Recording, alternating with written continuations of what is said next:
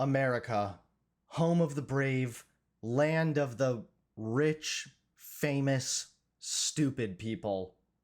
Yeah, if you haven't figured it out already, today we are going to be talking about Elon Musk.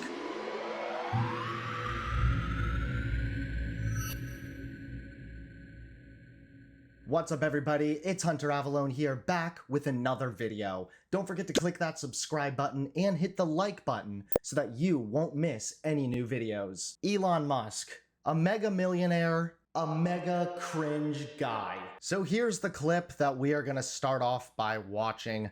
And, well, just hold on to your butts, okay? Because I have a feeling that our brain cells are in for a real wild ride. If we allow children to take permanent actions when they're 10, 12, 14 years old, they will do things that they subsequently greatly regret. So right off the bat, we have the ridiculous straw man that a bunch of 10, 11, and 12-year-olds are having some kind of permanent gender reassignment surgery done on them. This is just false. At most, around that age range, you would most likely be prescribed puberty blockers because 10, 11, 12, those people are still going through puberty at that age. They wouldn't be getting any permanent kind of surgery. They're not even done going through puberty yet. It doesn't make any sense. If anything, they would be put on puberty blockers, which are temporary. They are not permanent. Why are you willing to make this an issue, do you think? I mean, well, it's sort of like the natalist issue. It happened to one of my older boys, where I was essentially tricked into signing documents for one of my older boys, Xavier. This is before I had really any understanding of what was going on, and we had COVID going on, and so there was a lot of confusion. Wait, I'm sorry. This whole thing has been disputed already by his trans daughter, so we will look at what she said in a moment. But even more so, Elon Musk, you're a multi-billionaire. You're one of the richest people on planet Earth, and you're telling me that you, Mr. Brilliant Businessman, was tricked into signing something? What? Are you kidding me right now? I find that incredibly hard to believe, Mr. Musk. You know, I was told, oh, Xavier might commit suicide if he. That was a lie right from the outset. No reliable clinician ever believed that. There was never any evidence for that. And also, if there's a higher suicide rate, the reason is because of the underlying depression and anxiety, and not because of the gender dysphoria. And what the underlying? How do you know the anxiety and the depression are not a symptom of the underlying gender dysphoria, doctor? What the fuck are you talking about? Also, where on earth is he getting this idea that no clinician supports this? Pubertal suppression for transgender youth and risk of suicidal ideation? This is the first study in which associations between access to pubertal suppression and suicidality are examined. There is a significant inverse association between treatment with pubertal suppression during adolescence and lifetime suicidal ideation among transgender adults who ever wanted this treatment. Here's an entirely different one by entirely different authors. They looked at 104 transgender and non-binary people, aged 13 to 20 years, and access to the gender-affirming care was associated with 60% lower odds of moderate or severe depression and 73% lower odds of suicidality over a 12-month follow-up. Okay, so I guess Jordan Peterson is just lying. if there's a higher suicide rate, the reason is because of the underlying depression and anxiety, and not because of the gender dysphoria. And every goddamn clinician knows that too. And they're too cowardly to come out and say it, right? And so This is so cringy. This is such pathetically cringy rhetoric.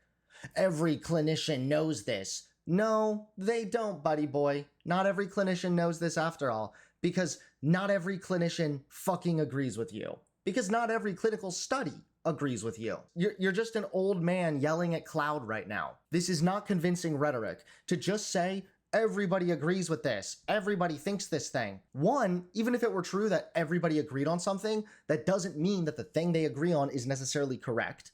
And two, as we've already said, not every clinician even agrees with this.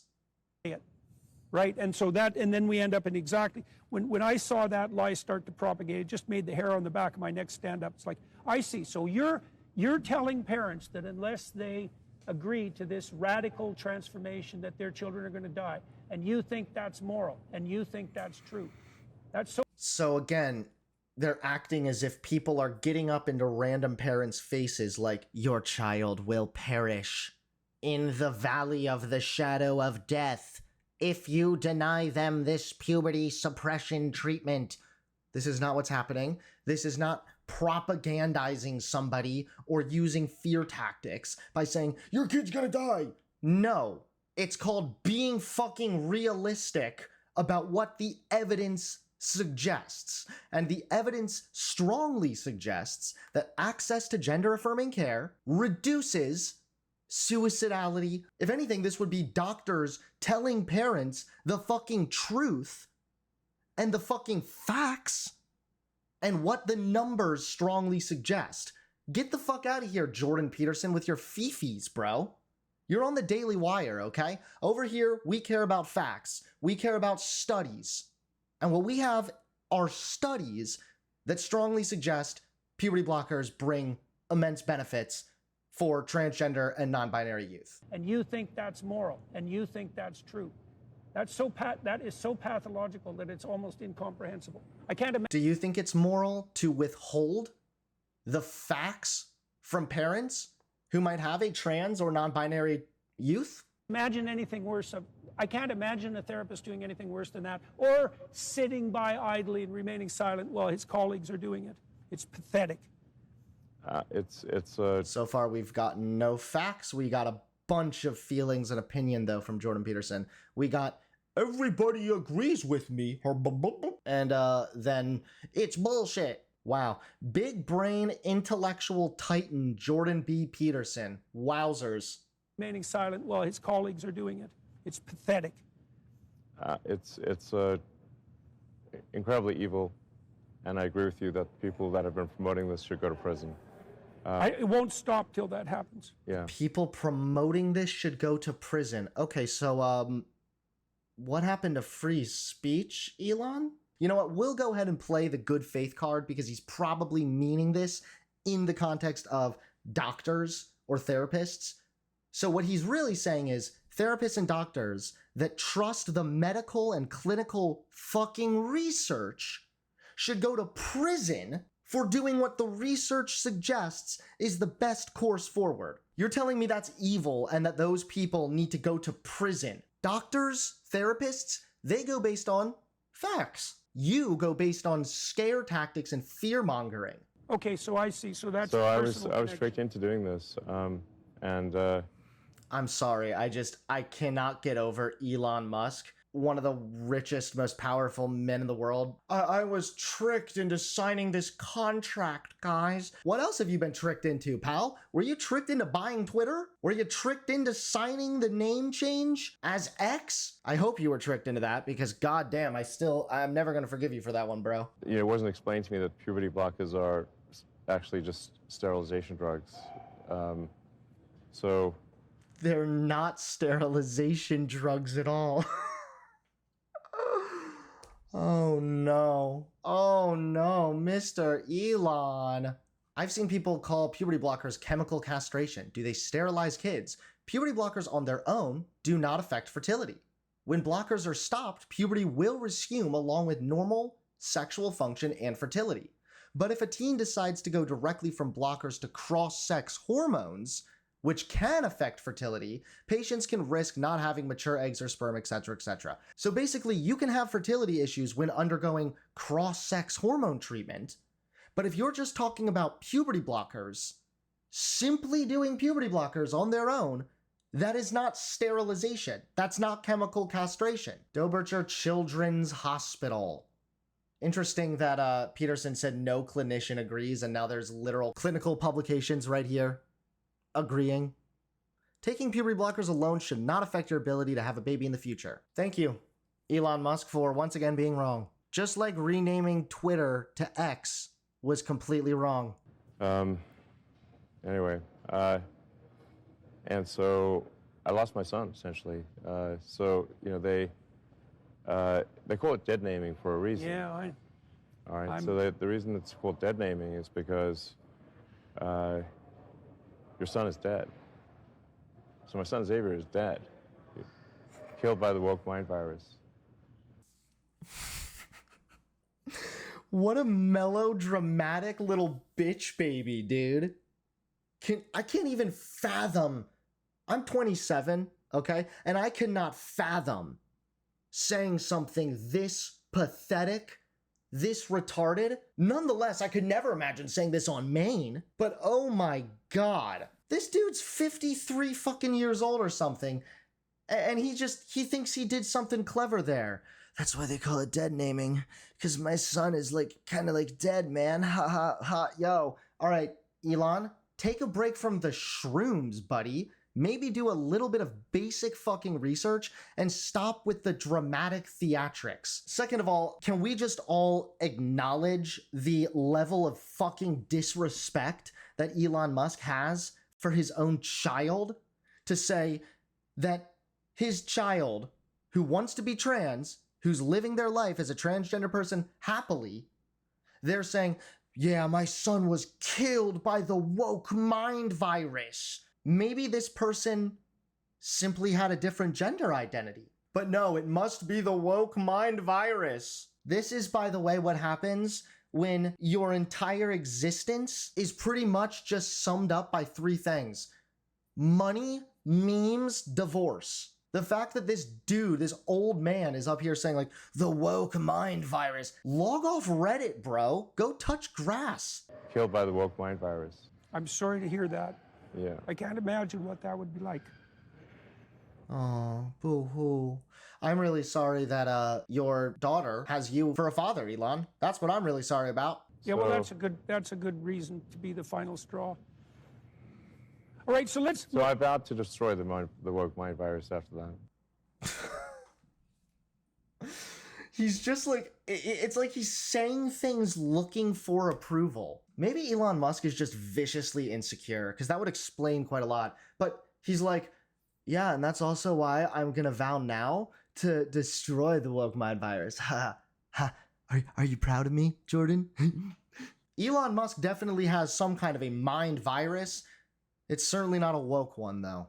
Now, maybe you thought that interview was really quite pathetic, and if you thought that, then you would be right. But what makes this all the funnier is that now Elon Musk's transgender daughter has spoken out and literally debunked virtually all the stupid shit that Elon Musk just said to Jordan Peterson during their interview.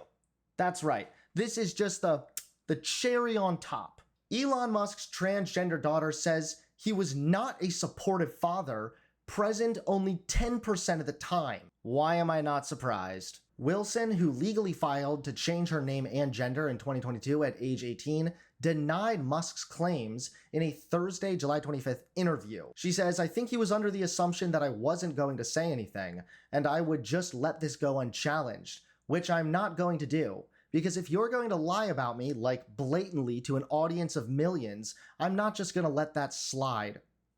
Based. Wilson, who told the outlet that she first came out as gay in 8th grade, said that Musk knew the full side effects of her medical treatment, which she says involved puberty blockers and hormone replacement therapy. Noting that the two have not spoken in about 4 years, she looked back at her childhood as one where, quote, he was there, I want to say maybe 10% of the time.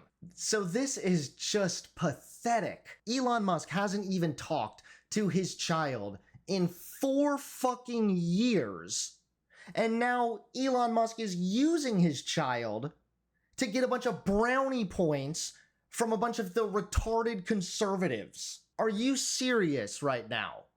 Absent father, wasn't there, hasn't even spoken to your kid in fucking 4 years, and now you're using your kid as a pawn to say how much you're a victim of the woke mind virus? No, dude, you're a victim of being a deadbeat dad. She goes on to say that's generous, about 10% of the time.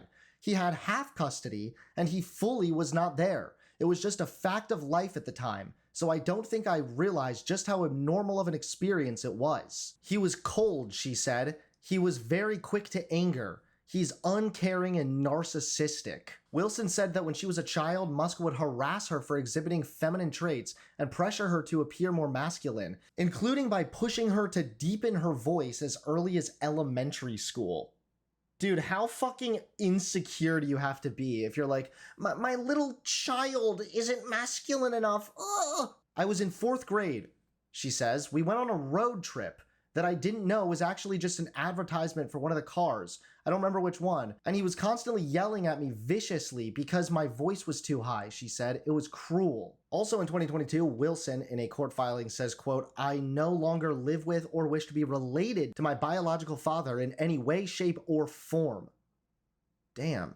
So Elon Musk basically just used his trans daughter as a political prop to try and make himself look good in front of a bunch of brain-dead conservatives.